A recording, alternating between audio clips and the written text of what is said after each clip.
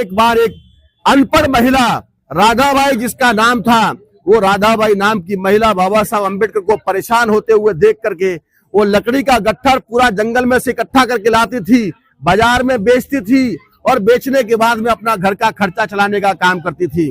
जब देखा बाबा साहब अम्बेडकर परेशान नजर आ रहे हैं तो वहां जाकर के वो बाबा साहब के सामने हाथ जोड़ के प्रणाम किया और कहा, बाबा साहब आप कुछ चिंता में नजर आ रहे हैं मुझे, आखिर क्या बात है इसके पीछे, कोई तो कारण होगा। उन्होंने कहा, राधाबाई तुम तुम्हारा काम करो, तुम्हारी बच्ची है परेशान हो रही होगी, जाओ घर जाओ। और नहीं नहीं ऐसे नहीं जाऊंगी, आप मेरे मसीहा हो, आपने ऐलान किया जेल भरो आंदोलन का, ऐसा मुझे जानकारी मिली है। बोले अगर तुम्हें पता ही है कि मैंने जेल भरो आंदोलन की लड़ाई लड़ने का ऐलान कर दिया है पुना पैक्ट के विरोध में, तो मैं इसी बात को चिंता में हूं, इस बात को लेकर के परेशान हूं कि मेरा वो आंदोलन सफल कैसे होगा, आखिर वो आंदोलन सफल कैसे होगा, मैं इस बात से चिंता में हूं, परेशान हूं। तो उन्होंने कहा, बाबा साहब आप हमारे भगवान हो, आप हमारे रास्ता दिखाने वाले हो, भारत में कोई जेल में जाए या ना जाए मगर आपके आदेश का पालन मैं करूंगी। मेरी छोटी सी 6 महीने की बच्ची को साथ लेकर के मैं आपके आदेश में जेल जाने के लिए तैयार हूं।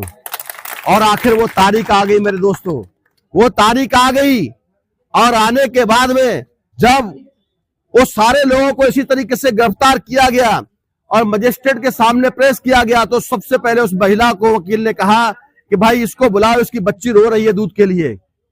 तो उस महिला को सामने रखा गया, मजिस्ट्रेट ने उसको डांटा, ये कहा उस समय कि भाई तुम क्यों परेशान हो रही हो, तुम खाए को नेतागिरी कर रही हो, तुम्हारी बच्ची परेशान है, तुमको अपना बच्चों को देखना चाहिए।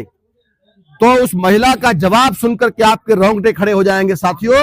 उन्होंने कहा, जज साहब अगर आपकी नजरों में मैं गुनहगार हूं, मैंने कोई गुनाह किया है, कोई अपराध किया है, तो आपका काम सजा देने का है, मुझे सजा देने की सलाह देने की हिम्मत मत करना।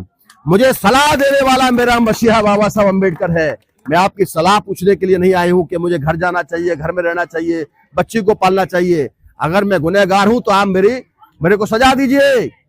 वो जज का मुंह लटक गया जैसे आज उस पुलिस वाले का लटका हुआ था। और आपको आश्चर्य लगेगा, जब थाने से वो आगे आगे जा रहा था, देख रहा था कि सारे लोग थाने में आ रहे थे, तो मैंने कहा उस थाने की तरफ देखते हुए, आंख थू, साले गिरफ्तार भी नहीं कर सकते, हम स्वेच्छा से जेल जाने के लिए तैयार है, आपके पास व्यवस्था भी नहीं है। सारे लोग उधर थूक करके आए उनके मुंह पर जो है। तो साथियों ये है जन आंदोलन की ताकत, ये है वामन मेश्राम साहब का नेतृत्व।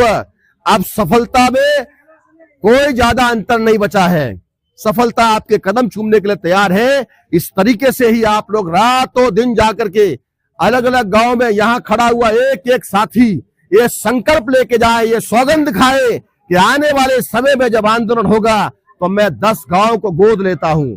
10 गांव को कोई जाए न जाए, लेकिन 10 गांव के अंदर में बूथ स्तर तक का ग्राम पंचायत लेवल की कमेटी खड़ा करने का मैं वचन देता हूं। ऐसा आप लोगों को हाथ खड़ा करके आपको संकल्प लेना चाहिए।